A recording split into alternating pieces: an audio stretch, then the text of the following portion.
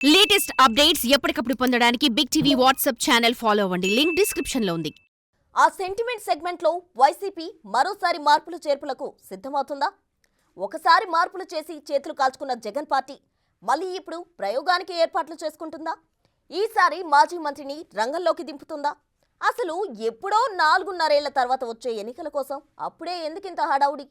ఇంతకీ ఏంటి ఆ సెంటిమెంట్ సెగ్మెంట్? ఉమ్మడి అనంతపురం జిల్లాలో సింగనమల నియోజకవర్గానికి ఒక ప్రత్యేకమైన సెంటిమెంట్ ఉంది. ఇక్కడ ఎవరు గెలిస్తే ఆ పార్టీని అధికారంలోకి వస్తుందని సెంటిమెంట్ ఉండేది. గత 30 ఏళ్లుగా అదే సెంటిమెంట్ వర్కౌట్ అవుతూ వస్తోంది. కాంగ్రెస్ అధికారంలో ఉండగా శైలజానాథ్ కాంగ్రెస్ అభ్యర్థిగా ఇక్కడ నుంచి ప్రాతినిధ్యం వహించారు. ఆ తర్వాత టీడీపీ నుంచి శమంతకమణి, ఆమె కుమార్తె యామిని బాల మంత్రులుగా, ఎమ్మెల్యేలుగా ప్రాతినిధ్యం వహించారు.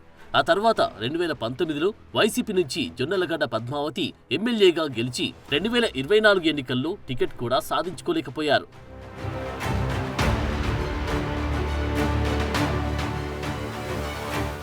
టీడీపీ నుంచి అప్పటికే ఒకసారి ఓడిపోయిన శ్రావణి 2024 ఎన్నికల్లో మంచి మెజార్టీతో తొలిసారిగా ఎమ్మెల్యేగా గెలుపొందారు.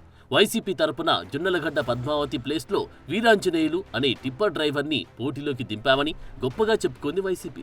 అసెంబ్లీ సమన్వయకర్తగా వీరాంజనేయులు నియమించింది వైసీపీ అధిష్టానం. కానీ పైకి మాత్రమే వీరాంజనేయులు పెట్టి పెత్తనమంతా మాజీ మంత్రి జొన్నలగడ్డ పద్మావతి భర్త ఆలూరు సాంబశివరెడ్డిది కొనసాగేదని వైసీపీ నేతలే బహిరంగంగా వ్యాఖ్యలు చేశారు.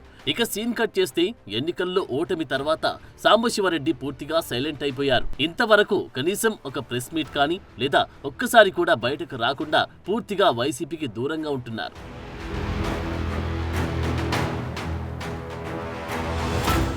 ఇక ఈ సెంటిమెంట్ సెగ్మెంట్లో మార్పులకు వైసీపీ సిద్ధమవుతుంది అని పెద్ద ఎత్తున ప్రచారం సాగుతోంది.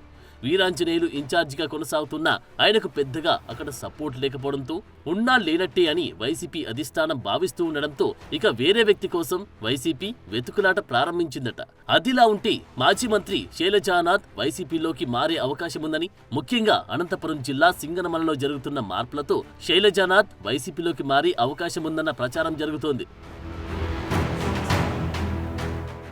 గత ఎన్నికల్లో సింగనమల నాయకురాలిగా శ్రావణి గెలుపొందారు. 2019లో పద్మావతి అదే స్థానంలో గెలిచారు. పద్మావతిపై పోటీ చేసేందుకు బలమైన అభ్యర్థిని టీడీపీ వెతుక్కునే క్రమంలో శైలజానాథ్ టీడీపీలో పోటీ చేస్తారని ప్రచారం జరిగింది. శైలజానాథ్ను టీడీపీలో చేర్చుకుని ఎన్నికల్లో పోటీ చేసేలా పెద్ద ఎత్తున ప్రయత్నాలు జరిగాయంట. అయితే చంద్రబాబు చివరికి శ్రావణ్ని ఎంపిక చేశారు. వైసీపీలో జొన్నలగడ్డ పద్మావతికి బదులు వీరాంజనేయులు అనే టిప్పర్ డ్రైవర్ను పోటీకి పెట్టారు. కానీ అతను ఎన్నికల్లో ఓడిపోయారు.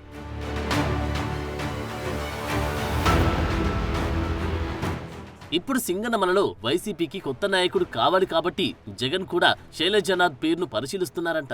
రాజశేఖర రెడ్డి ప్రోత్సహించిన కారణంగానే సాకే శైలజానాథ్ రాజకీయాల్లోకి అడుగుపెట్టారు. తొలిసారిగా 2004లో ప్రభుత్వ ఉద్యోగిగా ఉన్న ఆయన మొదటిసారిగా పోటీ చేసి గెలిచారు. 2009లో మళ్లీ గెలుపొందారు. కిరణ్ కుమార్ రెడ్డి ప్రభుత్వంలో మంత్రిగా పనిచేశారు. విభజన తర్వాత నుంచి కూడా శైలజానాథ్ కాంగ్రెస్ పార్టీతోనే అంటకాగుతున్నారు. ఆ క్రమంలో జగన్ ఆహ్వానం మేరకు శైలజానాథ్ త్వరలో వైసీపీలో చేరే అవకాశం ఉందంటున్నారు. వైసీపీలో చేరికపై శైలజానాథ్ కూడా సానుకూలంగా ఉన్నట్లు తెలుస్తోంది. శైలజానాథ్ తన కుమారుడికి కూడా మరో స్థానం అడుగుతున్నట్లు ప్రచారం సాగుతోంది. వైసీపీ మాజీ ఎమ్మెల్యే జొన్నలగడ్డ పద్మావతి, ఆమె భర్త ఆలూరు సాంబశివరెడ్డి ఇరువురు తమ వ్యాపారాలకు పరిమితమవడంతో వారు వైసీపీకి దూరమైనట్లే అంటున్నారు. ఇక ఈసారి నియోజకవర్గాలు పెంచే అవకాశం ఉండడంతో శైలజానాథ్ తన కుమారుడు రిత్విక్కి ఒక స్థానం అడుగుతున్నారు అని టాక్ వినబడుతుంది. అందుకు తగ్గట్టు శైలజానాథ్ కుమారుడు కూడా వివిధ ఉద్యమాల్లో చురుగ్గా పాల్గొంటున్నారు. ఈసారి శైలజానాథ్ తన కుమారుడిని కూడా ఎన్నికల రంగంలోకి దింపాలని ఫిక్స్ అయ్యారంట. చూడాలి మరి సెంటిమెంట్ సెగ్మెంట్లో ఏం జరుగుతుందో.